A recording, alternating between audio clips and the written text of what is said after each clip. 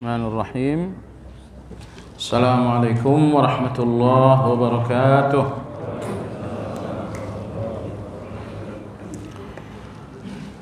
Alhamdulillah, nahmaduhu wa nasta'inuhu wa nastaghfiruh wa na'udzu billahi min shururi anfusina wa min sayyiati a'malina. Man yahdillahu fala mudilla lahu wa man yudlil fala hadiya lahu wa ashhadu an la ilaha illallah wahdahu la sharika lahu wa ashhadu anna Muhammadan abduhu wa rasuluhu la nabiyya ba'dahu. Allahumma salli wa sallim ala Muhammad wa ala alihi wa ashabihi wa man ihtada bihadihi wa istanna bi sunnatihi ila yaumiddin.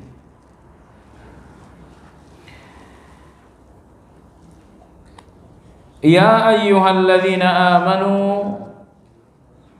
ittaqullaha haqqa tuqatih wa la tamutunna illa wa antum muslimun. Kaum muslimin wal muslimat rahimakumullah, kajian Madarijus Salikin, buah karya Imam Ibnu Qayyim Al-Jauzi rahimahullahu ta'ala.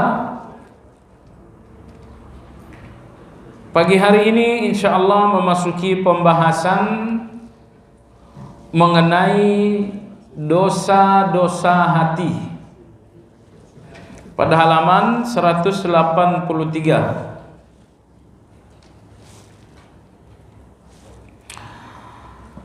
Imam Ibnu Qayyim rahimahullah berkata, sedangkan perkara-perkara yang diharamkan atas hati adalah kibir. Yang dimaksud dengan kibir adalah sombong.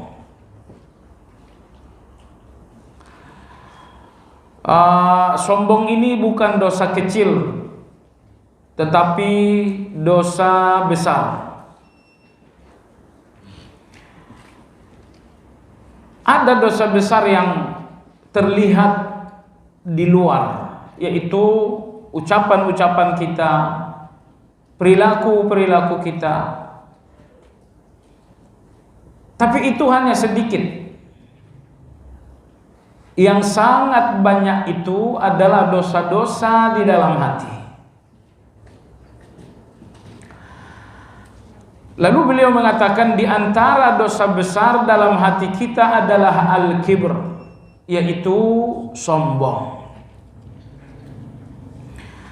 Nabi sallallahu alaihi wasallam bersabda, la yadkhulul jannata man kana fi qalbihi mithqal dzarratin minal kibr. Tidaklah akan masuk surga siapapun yang dalam hatinya ada kesombongan meski sebesar debu. Jadi sombong meski sebesar debu sudah cukup untuk menghalangi seseorang masuk surga. Nah, hal ini menunjukkan betapa orang-orang surga adalah orang-orang yang berhati bersih. Kotoran pertama yang tidak ada dalam hati orang-orang surga adalah sombong meski sebesar debu. Imam Ghazali rahimahullah mengomentari hadis ini, beliau mengatakan sangat benar sabda Rasulullah sallallahu alaihi wasallam bahwa sombong meski sebesar debu menghalangi seseorang untuk masuk surga. Kenapa? Beliau katakan karena hampir semua kejahatan berhubungan dengan sombong. Hampir semua kejahatan berhubungan dengan sombong. Baik. Jemaah sekalian, apa yang dimaksud dengan sombong? Sombong adalah merendahkan orang lain. Ini sombong antar sesama manusia. Adapun sombong terhadap Allah berarti menolak kebenaran. Sementara sombong terhadap sesama manusia adalah merendahkan orang lain. Secara kejiwaan ada 3 faktor utama kenapa sombong antar sesama manusia ini terjadi. Penyebab yang pertama jemaah sekalian adalah al-adawah, permusuhan. Anda tidak akan sombong atau tidak akan merendahkan seseorang melainkan karena dalam hati Anda ada permusuhan. Gak pernah Anda berpikir merendahkan orang tua Anda, merendahkan anak-anak Anda, karena antara Anda dengan mereka ada kasih sayang. Tapi begitu Anda benci dengan seseorang, hampir dipastikan 100% Anda akan merendahkannya. Apabila Anda benci terhadap seseorang, 100% Anda akan merendahkannya. Maka penyebab pertama takabur ataupun sombong dalam bentuk merendahkan orang lain adalah al-adawah, permusuhan, kebencian. Ini penyebab pertama. Seandainya Anda tidak benci siapapun, Anda tidak akan pernah merendahkan siapapun. Penyebab kedua terjadi sombong alias merendahkan orang lain adalah al-hasad, dengki alias persaingan. Nah, dari situasi persaingan 100% terjadi kesombongan. Ini saingan saya. Kadang-kadang saya nggak bisa menahan diri untuk menjatuhkan saingan dengan cara yang rendah, yaitu dengan cara sombong. Oh, ini orangnya nggak ngerti apa-apa. Oh, ini orangnya. Anehnya kadang-kadang bahasa sombong ini menggunakan bahasa agama. Bahasa dengki ini menggunakan bahasa agama. Misalnya dikatakan ini orangnya, ya dengan bahasa agama lah, saya nggak perlu contohkan. Atau masih perlu dicontohkan? Anda katakan ini orang manhajnya nggak jelas. Saya kira di tengah-tengah yang ngaji, bahasa manhaj ini lebih sering menjadi bahasa kesombongan. Kalaupun dituntut mana buktinya, susah terbuktikan karena manhaj tak jelas itu dari hati yang dengki. Apakah manhajnya tidak jelas? Misalnya karena akhlaknya jelek atau karena ilmunya nggak bagus? Nah, ini jemaah sekalian semuanya bahasa-bahasa merendahkan. Nah, kewajiban kita orang awam, kalau dalam beragama tidak boleh taklid, apalagi dalam hal tahzir-tahziran tidak boleh taklid juga. Baik jemaah sekalian, kita kembali. Penyebab takabur yang kedua adalah al-hasad, dengki. Tidak lama lagi tahun 2024. Di sini akan ada saingan-saingan, dengki-dengki. Anda akan mendengarkan bahasa-bahasa takabur. Kamu itu amatiran dalam berpolitik. Apa yang kamu tahu tentang bernegara? Anda lihat orang-orang yang berdebat itu, mungkin bahasa debat yang Anda dengar di televisi sekitar 50-40% itu adalah bahasa takabur. Anda itu kan orang dungu, itu kasar sekali. Tapi sering terdengar dalam debat. Rata-rata perdebatan yang saya lihat di televisi adalah bahasa-bahasa takabur. Baik, penyebab ketiga dari takabur adalah hubbur riyasah, ambisi kepemimpinan. Setiap orang yang memiliki ambisi kepemimpinan sangat berpotensi menjadi orang yang takabur. Karena soal kepemimpinan itu hak Anda, hak saya, dan hak orang yang memiliki kemampuan. Dan Anda tidak mungkin istimewa dari orang lain, karena boleh jadi orang lain lebih unggul dari Anda. Namun begitu Anda telah melihat kepemimpinan satu ambisi, bagaimanapun Anda akan takabur, akan merendahkan orang lain. Si fulan ini gak berhak, si fulan ini gak layak. Nah, jadi inilah tiga utama penyebab takabur, yaitu al-adawah, kebencian dan permusuhan. Yang kedua adalah al-hasad, yaitu dengki dan persaingan. Maka Nabi bersabda, la tanafasu, kalian tidak boleh bersaing. Agama ini menginginkan agar kita hidup dalam situasi ukhuwah, bukan dalam situasi persaingan. Baik jamaah sekalian, penyebab ketiga takabur tadi adalah hubbur riasah. Setiap orang yang memandang kepemimpinan dengan ambisi, 100% dia akan merendahkan orang lain. Ini sebab takabur.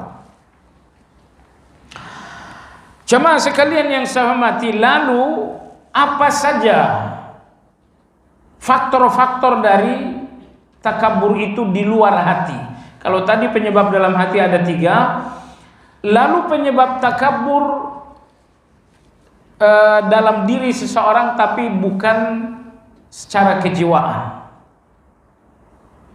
Ada 7 jamaah sekalian penyebab takabur selain faktor-faktor kejiwaan. Yang pertama, penyebab pertama adalah al-ilm. Di urutan nomor 1 itu. Penyebab takabur non kejiwaan, penyebab takabur non mental nomor 1 adalah ilmu. Ilmu apa? Ilmu agama.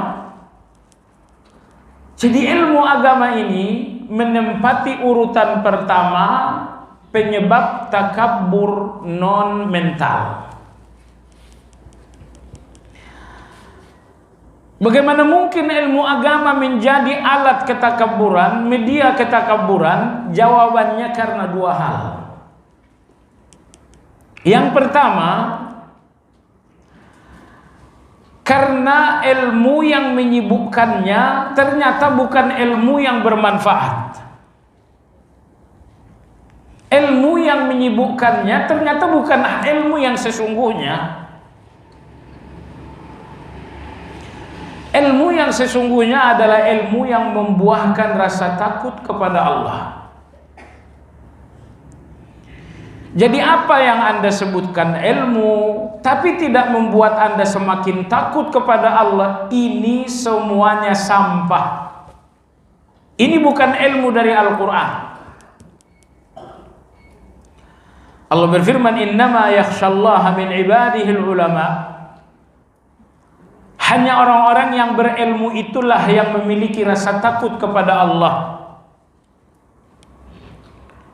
Ibnu Mas'ud radhiyallahu anhu berkata, kafa bi khasyatillahi ilma.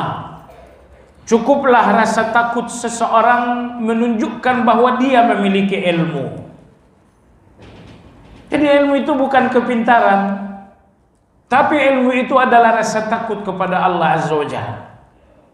Rasa takut dengan arti tidak berani.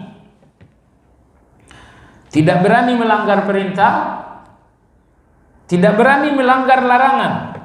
Itulah rasa takut. Maka jemaah sekalian yang saya hormati, jangan sampai kesibukan Anda dengan ilmu ternyata bukan ilmu yang sesungguhnya, tapi ilmu sampah.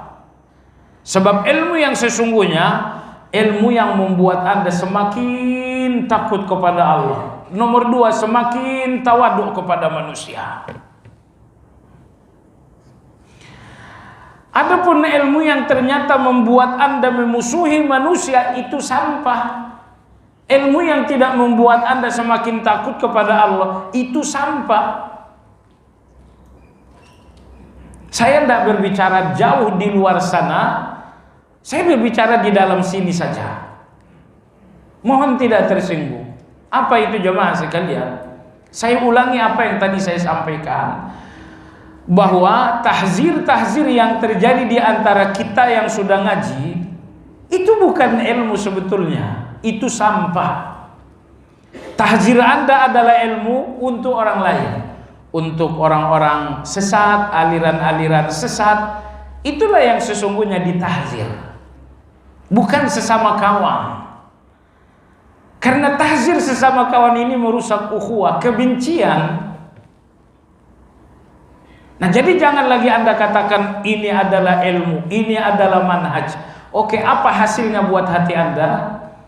Kalau hasilnya ternyata Anda semakin memusuhi, ukhuwah Anda semakin tipis, itu bukan itu bukan ilmu jemaah sekalian. Imam Syafi'i rahimahullah mengatakan, ilmu itu rahim kedua untuk persaudaraan.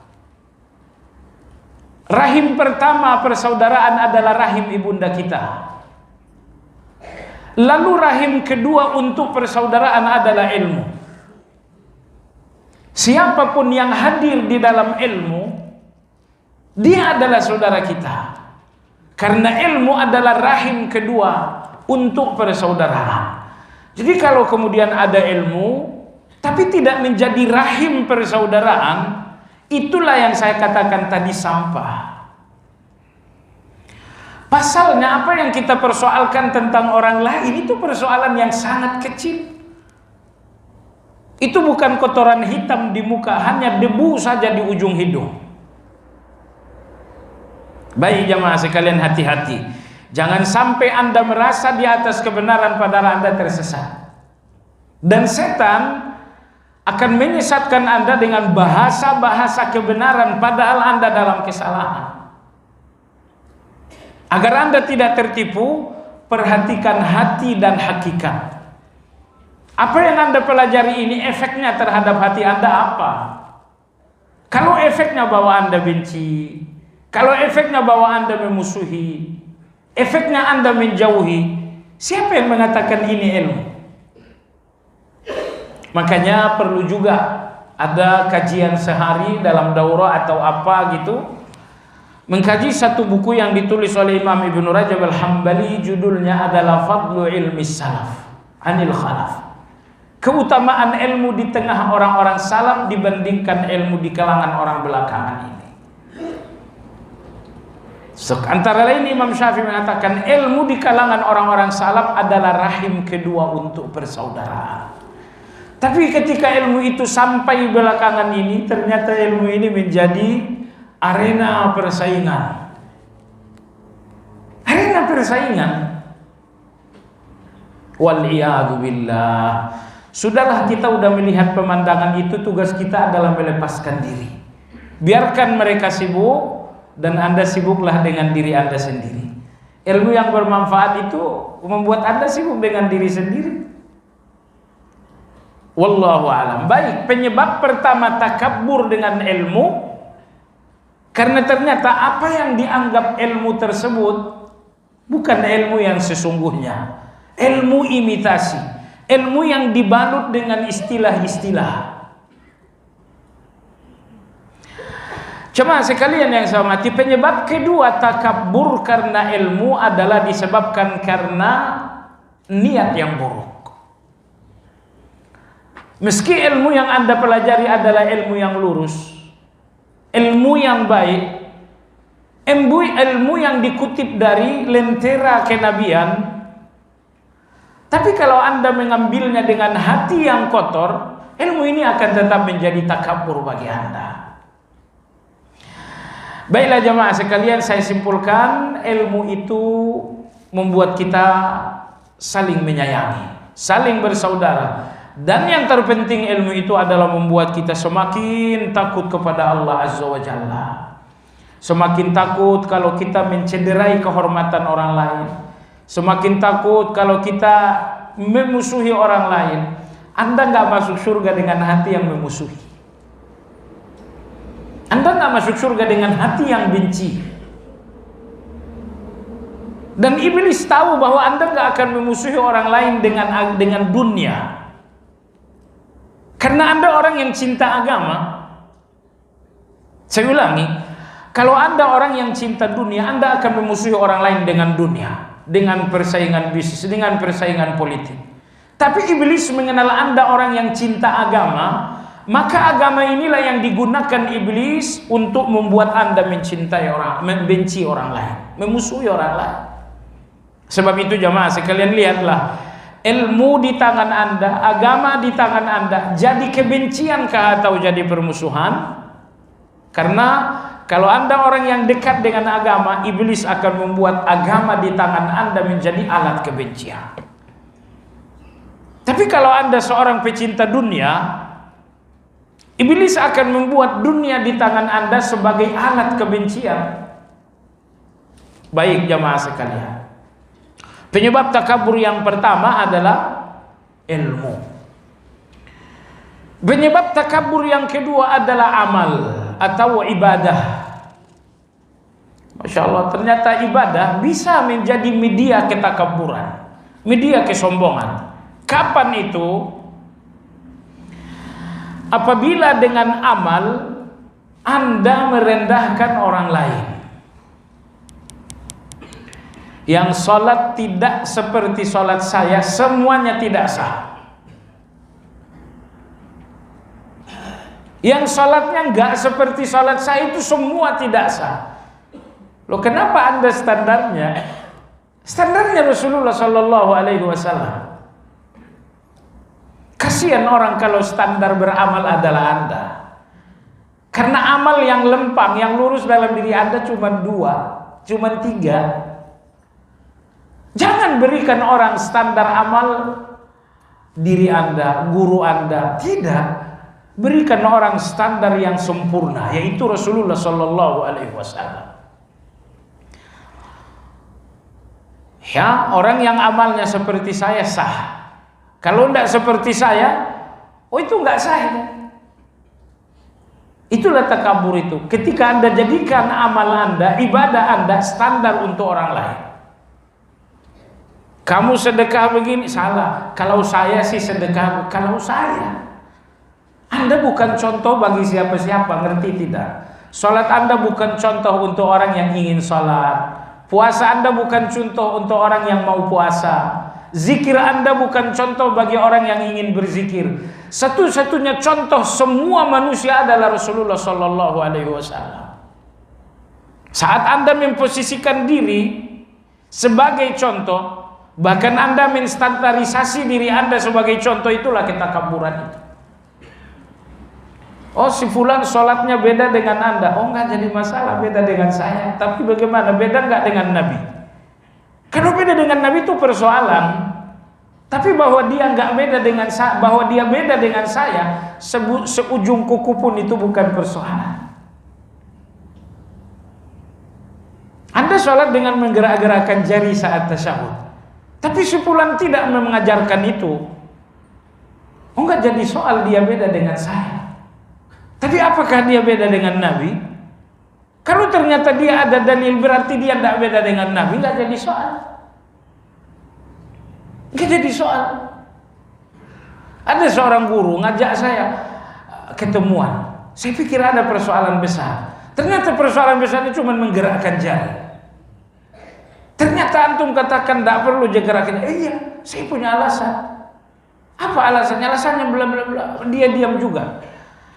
Jadi ujungnya jamaah sekalian yang saya hormati, sudah, orang menyalahi Anda, berbeda dengan Anda, gak jadi soal karena Anda bukan standar bagi orang lain. Orang lain ini Setiap pagi mereka berikrar raditu billahi rabba wa bil islami dina wa bi Muhammadin sallallahu alaihi wasallam nabiyya. Karena standar bagi semua orang adalah nabi. Keturunan nabi pun bukan standar. Standar itu nabinya. Oh, keturunan nabi orang-orang mulia tentunya karena mereka keturunan Nabi SAW. Tapi tetap saja standar kebenaran itu adalah kalamullah wa kalamur rasul. Baik, ini penyebab takabur pertama dalam diri seseorang. Apa tadi? Yang pertama adalah ilmu, yang kedua adalah ibadah. Jangan jadikan ibadah Anda standar untuk orang lain. Standar orang lain adalah Rasulullah.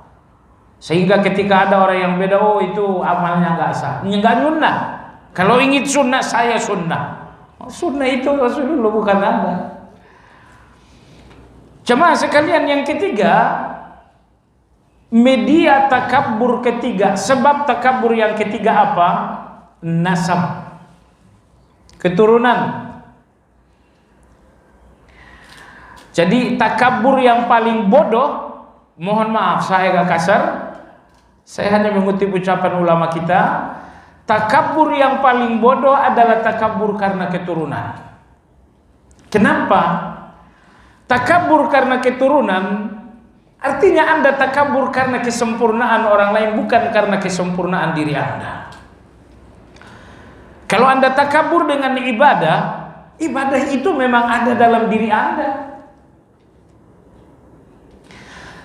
Kalau Anda takabur dengan ilmu, ilmu itu memang ada dalam diri Anda. Tapi kalau Anda takabur karena soal garis keturunan itu satu kesempurnaan pada orang lain yang sesungguhnya belum tentu ada dalam diri Anda. Kakek kelima saya, kamu tahu nggak? Ternyata itu ulama besar. Itu menulis 500 buku. Ulama besar menulis 5 buku, itu kakek kamu, bukan kamu. Kenapa Anda takabur karena kesempurnaan kakek, bukan kesempurnaan pada diri Anda? Kalau seseorang mulia karena garis keturunan, akan mulialah Kanaan karena dia keturunan langsung Nabi Nuh alaihi salam. Kalau seseorang berhati bersih karena keturunan, mestinya berhati bersihlah Qabil atau saudara-saudara Nabi Yusuf. Tapi faktanya Qabil itu hasad, saudara-saudara Nabi Yusuf itu adalah hasad juga. Mereka ini keturunan Nabi tapi dengan hati yang kotor. Qabil itu keturunan langsung Nabi Adam, hatinya busuk. Saudara-saudara Nabi Yusuf keturunan Yakub, kakek mereka Ishak, kakek kedua mereka Ibrahim alaihissalam, tapi hatinya busuk. Jadi kalaulah seseorang mulia karena keturunan, mulialah Kanaan karena ayahnya seorang nabi. Kalau seseorang berhati bersih karena keturunan, mestinya berhati bersihlah keturunan Nabi Yakub, kakak-kakak Nabi Yusuf. Jadi tidak usah terlalu bangga dengan keturunan itu, karena Rasulullah SAW bersabda, ya Fatimah binti Muhammad, wahai Fatimah putrinya Muhammad, angkiri nafsaki minan nar, lepaskan dirimu dari neraka. Fa inni la ughni anki minallahi syai'a. Di depan Allah saya enggak bisa berbuat apa-apa atas dirimu. Itu Fatimah. Darah daging yang paling mulia adalah Fatimah radhiyallahu anha. Jadi kalau Anda cucu yang kesekian miliar dari Rasulullah SAW, tidak usah terlalu di atas angin, berjalan saja di bumi. Sesekali kena lumpur, sesekali tersandung, jangan berjalan di atas angin. Rasulullah berkata, wahai Fatimah, engkau adalah putriku, namun di depan Allah aku nggak bisa berbuat apa-apa atas dirimu. Lepaskan dirimu dari neraka. Saya lihat ada satu ceramah, ya hati ini ngeres juga karena orang awam akan tertipu. Seorang mengatakan, kami keturunan A akan masuk surga nanti dengan jalur VIP. Kami akan masuk surga dengan kakek kami. Anda masuk surga karena kakek? Afwan, Anda awam sekali. Orang masuk surga itu karena amal, bukan karena kakek. Antara Fatimah dengan Abu Bakar mana yang lebih mulia? Baik. Antara Ali dengan Umar mana yang lebih mulia? Antara Hasan Hussein dengan Utsman mana yang lebih mulia? Itu sudah cukup. Bahwa kemuliaan itu adalah amal. Ada keturunan Nabi sampai sekarang? Iya, ada. Dan kita wajib mencintai mereka dalam status mereka keturunan Nabi. Sehingga kita cintai mereka dua kali. Cinta pertama karena dia Muslim, cinta kedua karena dia adalah keturunan Nabi. Antara cinta dan kemuliaan dua hal yang berbeda. Saya cintai ayah saya, meskipun saya tahu kemuliaannya mungkin lebih rendah daripada Anda. Jadi cinta tidak identik dengan kemuliaan. Kemuliaan itu adalah karena amal. Adapun cinta itu boleh jadi karena keturunan tadi. Bahwa kemudian ada identifikasi, setiap yang keturunan baik berarti dia mulia, inilah yang salah. Nah, baik jamaah sekalian yang saya hormati, hati-hati, ini sebab takabur yang ketiga, keturunan. Sebab takabur yang keempat, al-mal. Apa itu al-mal? Harta. Harta itu menjadi sebab takabur, menjadi sebab kesombongan. Harta dalam bentuk rumah, harta dalam bentuk kendaraan, harta dalam bentuk uang, harta dalam bentuk kendaraan, harta dalam bentuk handphone. Semua harta potensial untuk menjadi ketakaburan. Hati-hati. Penyebab takabur berikutnya adalah al-jamal. Ini khusus kepada wanita, tapi laki-laki juga ikut. Apa itu? Keindahan tubuh. Keindahan tubuh. Yang paling terjebak dengan takabur yang satu ini pertama perempuan, tapi enggak eksklusif. Laki-laki juga banyak yang takabur dengan tubuhnya. Begitu berhasil main gym, otot-ototnya terbentuk, enggak lagi mau pakai baju koko.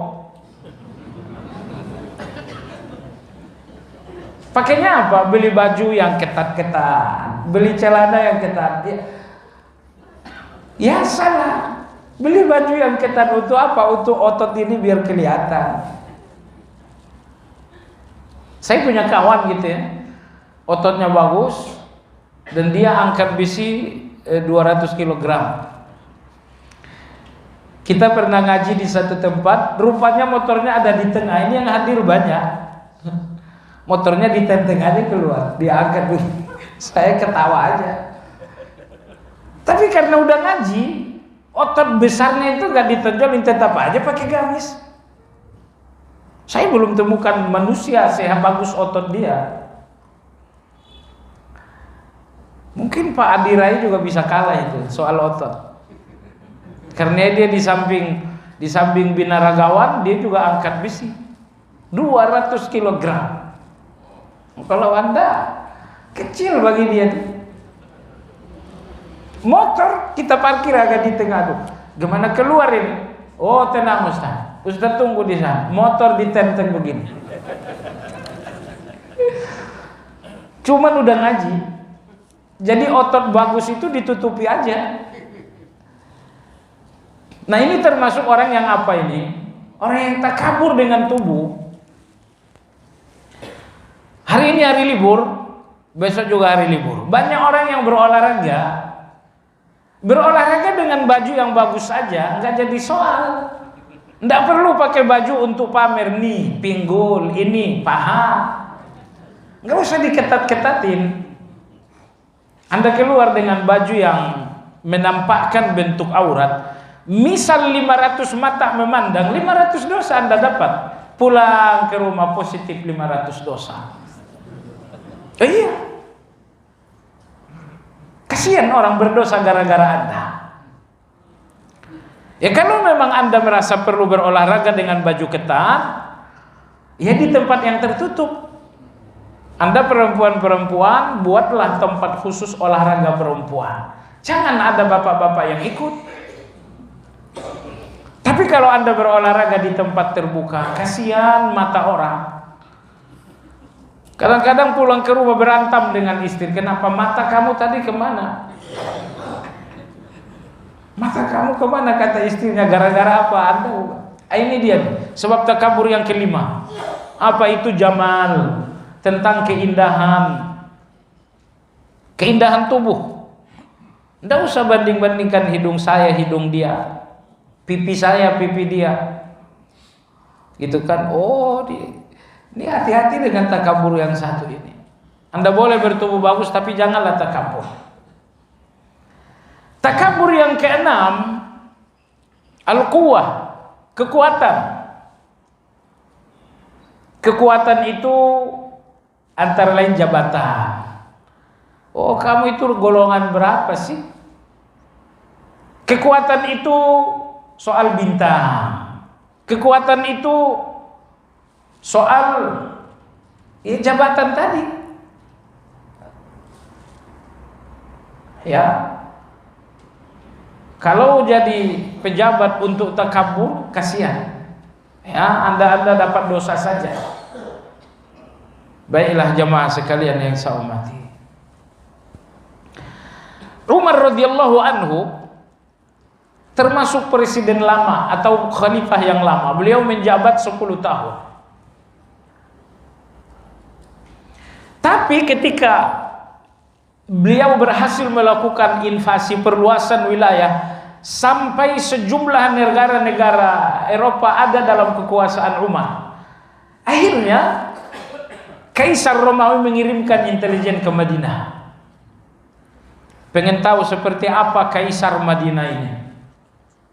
Sampai intelijen di Madinah, dia bertanya, yang namanya Amirul Mukminin Umar itu yang mana? Saya mau kenal. Akhirnya ditunjukkan tuh yang lagi tidur di bawah pohon korma. Amirul Mukminin kebetulan di jelang zuhur sedang tidur nyenyak di bawah pohon korma, di sampingnya anak-anak lagi main, entah main bola, pokoknya lagi main aja. Oh, kaget intelijen Romawi itu. Di negara saya pemimpin bajunya bagus, pengawalnya di mana-mana. Ini beda banget. Nama orang ini menggetarkan daratan Eropa, tapi ternyata ini orangnya. Akhirnya beliau mengatakan, adilta fa'aminta wanimta nauma qariril aniha. Wahai Umar, engkau adil sehingga engkau merasa aman, sehingga engkau bebas mau tidur dimanapun. Jadi kekuasaan di zaman orang-orang dahulu tidak menghilangkan kerakyatan. Kalau kekuasaan sekarang, yang pertama kali hilang dari seorang penguasa adalah kerakyatan. Tidak mau lagi makan di pecel lele, nggak mau lagi makan bakso atau gado-gado.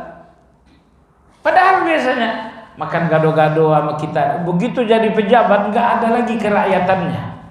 Jabatan menghilangkan kerakyatan zaman sekarang, zaman dulu enggak. Baik. Penyebab takabur yang ketujuh, kasratul ansar, popularitas. Popularitas. Di zaman dulu, kalau orang popularitas itu diturunkan, direndahkan, dikurang, dilemahkan popularitasnya.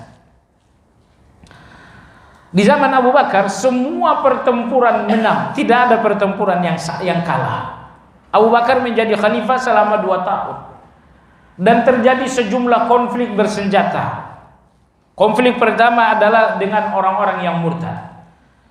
Semua pertempuran di zaman Abu Bakar tidak ada yang kalah, karena seorang panglima yang bernama Khalid bin Walid radhiyallahu taala anhu. Sehingga popularitas Khalid ini naik radhiyallahu anhu. Besok kemana jihad? Besok kita jihad ke Mu'tah. Siapa panglima? Khalid. Ikut. Tercatat. saya satu keluarga ikut. Umar radhiyallahu anhu faham betul ini. Maka begitu Umar menjadi pemimpin menggantikan Abu Bakar, langkah politik nomor satu memecat Khalid.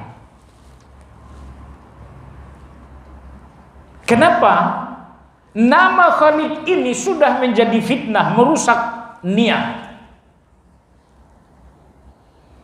Jadi popularitas Khalid ini diturunkan oleh Umar agar orang tidak terfitnah. Kalau saya lah Umar, ketemu saya dengan seorang dai terkenal, itu akan saya sembunyikan 2-3 tahun.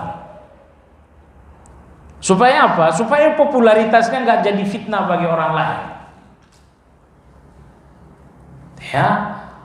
Nah, kalau sekarang popularitasnya penting, baru nulis pesan 1 kali saja, 5 kali sehari ngelihat berapa like, berapa viewer, berapa subscriber. Sudah jamaah sekalian, tulis saja kebaikan-kebaikan, kirimkan saja pesan-pesan dakwah, dan Anda nggak perlu berpikir berapa yang lain. Nggak usah dilihat-lihat itu semuanya. Yang Anda butuhkan kan pahala. Meski yang like cuman istri Anda, pahalanya Anda dapatkan. Atau yang like seluruh dunia, pahalanya nggak semakin besar. Ini saya ngaji nih. Ini yang hadir kan 5.000 orang nih. Ada 5.000. Apakah pahalanya lebih besar dengan yang hadir cuma 3 orang? Ya nggak beda, pahalanya sama.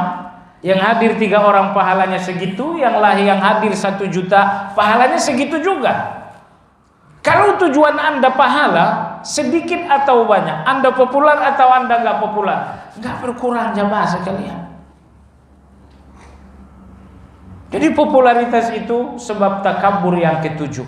Jamaah sekalian yang saya hormati, inilah 7 sebab takabur.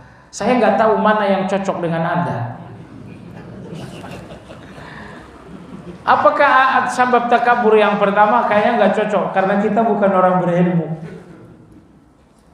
Sebab takabur yang ke-6, kekuasaan, nggak cocok. Saya bukan pejabat. Sebab takabur soal ibadah, itu masuk tuh. Itu masuk. Saya selalu jadikan ibadah saya standar. Kamu kalau sholat belum seperti saya nggak bagus, nggak nyunnah. Nggak nyunnah, itu bahasa agama tapi menguntungkan syaitan. Soalnya Anda yang Anda bikin sunnah itu.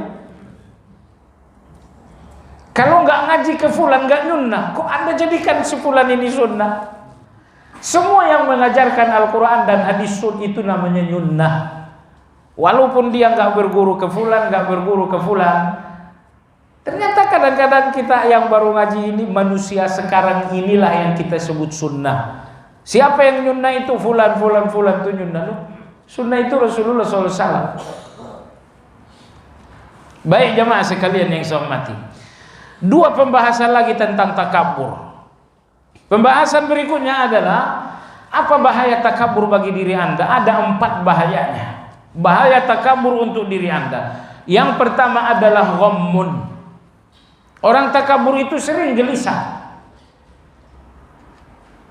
Orang tawadu, orang rendah hati nggak ada gelisahnya. Pergi ke pasar jalan kaki, orang tawadu nggak jadi soal. Makan gado-gado sambil duduk di emperan toko, bagi orang tawaduk nggak jadi masalah. Tapi coba orang takabur gelisah. Ke pasar naik apa? Naik motor. Emang saya siapa? Panggilkan mobil Alphard.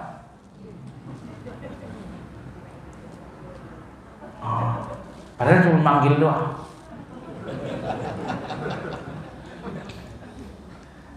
Baik jamaah sekalian. Jadi orang takabur itu ternyata gelisahnya besar.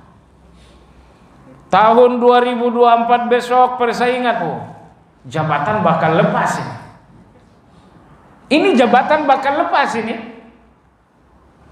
Anda yang sudah terlanjur takabur dengan jabatan, situasi 24 besok memang mengkhawatirkan bagi Anda. Tapi kalau selama ini Anda tawaduk dengan jabatan, tahun 2024 besok adalah kebahagiaan. Mudah-mudahan lepas nih jabatan. Tapi kalau Anda udah terlanjur sombong dengan jabatan, situasi pemilihan itu menggetarkan jiwa Anda. Coba hubungi dukun sebanyak 5.000. Saya nggak boleh turun. Terlanjur takabur dengan jabatan. Akhirnya begitu musim situasi pemilu, gelisah dia. Jadi ingat ini nomor satu. Semua orang yang takabur punya kegelisahan yang besar. Bisnis kita rugi. Dia gelisah karena bisnis rugi. Saya rasa bukan. Tapi gimana dengan nama baik saya yang dikenal seorang bisnismen? Masa itu akan hancur juga? Kamu tahu nggak surat kabar A memuat saya salah satu bisnismen terbaik Indonesia. Ini kalau sampai bisnis kita gagal, nama saya sebagai bisnismen ini akan rusak. Jadi sekali lagi orang yang takabur itu punya gelisah yang sangat besar. Jadi jangan takaburlah. Kemudian penyebab bahaya takabur kedua bagi diri Anda adalah musibatun la tu'jar. Bahwa musibah orang-orang yang takabur itu enggak ada pahalanya. Musibah orang-orang yang takabur enggak ada pahalanya. Kamu beli kendaraan termewah. Pokoknya harganya 1 miliar ke atas. Untuk apa itu? Biar orang tahu siapa saya. Bahwa saya pejabat, saya bisnismen yang berhasil. Beli mobil kendaraan ini tahu-tahu tabrakan musibah. Dapat pahala enggak?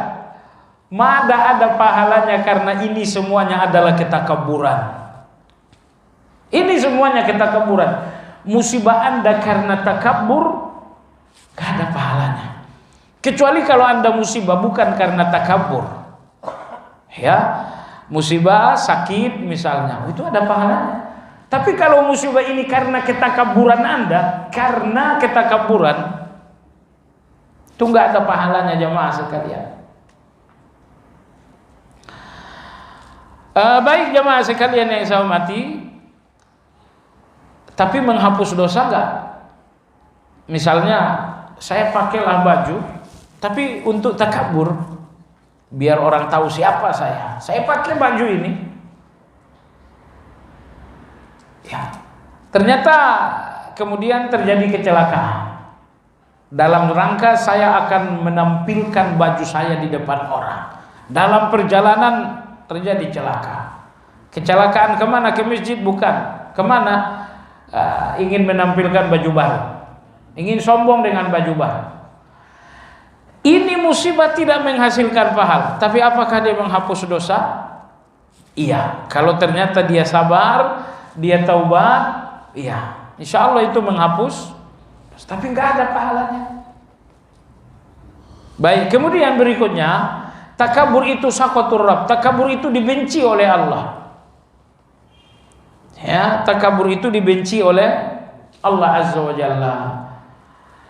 Kemudian berikutnya adalah yang terakhir ini bahaya takabur yang paling berat. Apa itu?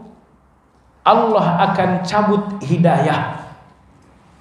Sa'asrifu an ayati alladziina yatakabbaruna fil ardi bighairil haqq. Akan kucabut, akan kujauhkan dari ayat-ayatku orang-orang yang takabur. Fir'aun karena takabur enggak melihat ayat-ayat yang dibawa Nabi Musa. Abu Jahal karena takabur enggak bisa melihat ayat-ayat yang diajarkan Nabi kita SAW. Jadi orang takabur itu bermusuhan dengan taufik. Kenapa? Karena taufik itu kerendahan hati dan takabur itu ketinggian hati. Enggak ketemu. Baik. Pembahasan berikutnya ini juga sangat penting. Apa dampak takabur Anda kepada orang lain? Dampak takabur Anda terhadap diri Anda tadi ada 4. Tapi bahaya takabur Anda untuk orang lain apa bahayanya? Masya Allah bahayanya lumayan banyak.